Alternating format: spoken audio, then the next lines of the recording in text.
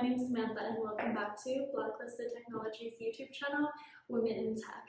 Today I'm going to go over how I taught myself how to code and a little bit backstory about why I did that in the first place. So stay tuned and make sure to comment down below. So now, the backstory of how I even got into technology and taught myself how to code. So at the time I was still in college and I saw a problem within the world. I saw that with sexual assault, the cases were only rising, and 99.5% of perpetrators never spend one day in jail. So I wanted to create an application to match these testimonies.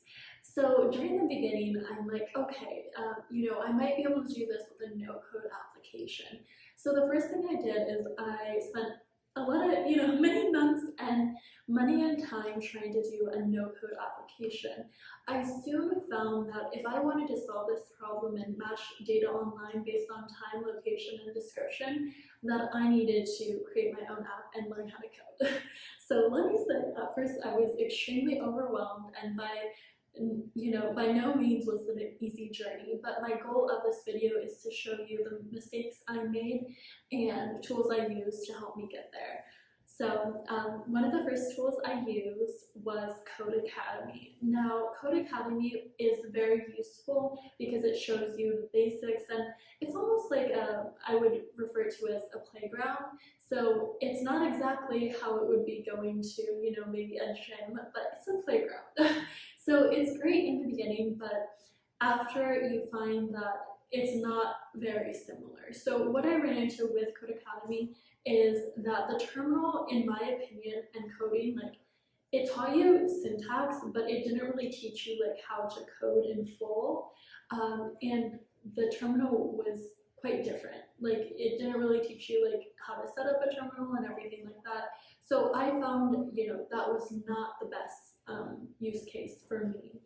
Now the next tool I use is Udemy. Now I actually loved Udemy because it wasn't trying to be a playground for you to experience. It was just trying to teach you information you know.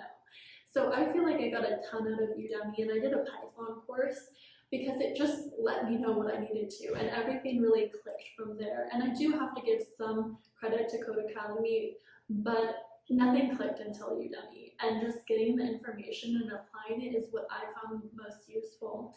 So I would recommend, the courses range from 10 to maybe $100. They're very reasonable.